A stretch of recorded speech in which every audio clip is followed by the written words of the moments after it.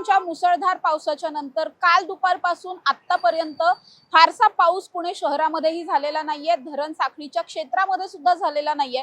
त्यामुळे अर्थातच धरणांमधून जो काही विसर्ग केला जात होता तोही आता कमी करण्यात आलाय आणि त्यामुळे 4-5 दिवसांच्या नंतर पुण्यातला भिडे पूल पुन्हा एकदा वाहतुकीसाठी खुला करण्यात आलेला आहे। तुम्ही आता बघू शकताय भिडे पुलावरची ही दृश्य आहेत आणि भिडे पूल आता वाहतुकीसाठी खुला झालेला पाहायला मिळतोय। तुम्ही आताही या ठिकाणी पाहिलं तर वाहनं जी आहेत ती अगदी चांगल्या पद्धतीने इथून ट्रॅव्हल करू शकतात। दोन्ही बाजूला कालपर्यंत आपल्याला माहिती आहे अगदी आज सकाळपर्यंत पहाटेपर्यंत सुद्धा पुलाच्या दोन्ही बाजूचा जो रस्ता आहे तो सुद्धा पूर्ण पाण्याखाली गेलेला होता। म्हणजे नदीपात्र दुथडी भरून वाहत होतं आणि त्यामुळे आजूबाजूचा संपूर्ण एरिया जो आहे तो पाण्याखाली गेलेला होता। पलीकडच्या बाजूचे काही हॉटेल्स असतील किंवा अलीकडच्या बाजूला जे ढोलताशा पथकांची जागा आहे ती सुद्धा पूर्णपणे पाण्याखाली गेलेली होती। त्यामुळे केवळ भिडे पूल असं नाही पण नदीपात्रातले दोन्हीही रस्ते सुद्धा बंद होते, ते आता खुले झालेले आहेत। कारण सध्या खडकवासला धरण साखळी क्षेत्रामध्ये फारसा पाऊस नाहीये आणि त्यामुळे कालपर्यंत जो 29,000 क्युसेकनं विसर्ग केला जात होता तो आता केवळ 11,000 क्युसेकनं सुरू आहे।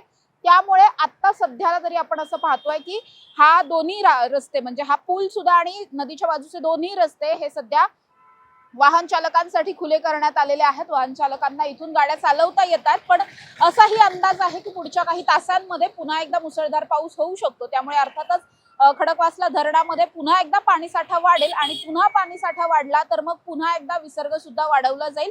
त्यानंतर पुन्हा हा भिडे पूल सुद्धा आणि दोन्ही रस्ते सुद्धा पाण्याखाली जाऊ शकतात। त्यामुळे नागरिकांनी या सगळ्यामध्ये सतर्कतेचा इशारा त्यांना देण्यात आलेला आहे की केव्हा जाण्यासारखा रस्ता आहे, फार जास्त पाणी नाहीये त्यावेळेसच तुम्ही या रस्त्यांचा वापर केला पाहिजे। अन्यथा थोडंही पाणी काठांच्या पलीकडे आलं असेल, बाहेर आलेलं असेल तर मात्र अजिबातही तुम्ही या रस्त्यांचा किंवा या भिडे पुलाचा सुद्धा वापर करू नका, असं प्रशासनाकडून स्ट्रिक्ट वॉर्निंग देण्यात आलेली आहे असं एकंदरीत पाहायला मिळतं। पण एकंदरीत पुणेकरांसाठी भिडे पूल पाण्याखाली गेला म्हणजे खूप जास्त पाऊस झाला आणि भिडे पूल पाण्याखालून वर आला म्हणजे आता पाऊस कमी झालाय अशी एकंदरीत मानसिकता पुणेकरांची असते। त्यामुळे असं पाहायला मिळतं की 5-6 दिवसांच्या नंतर आज मात्र भिडे पूल आणि नदीपात्रातले दोन्ही रस्ते हे पुन्हा एकदा वाहतुकीसाठी खुले झालेले आहेत। कॅमेरा पर्सन शिवाजी साळुंखेंसह समृद्धी जाधव, टॉप न्यूज मराठी, पुणे।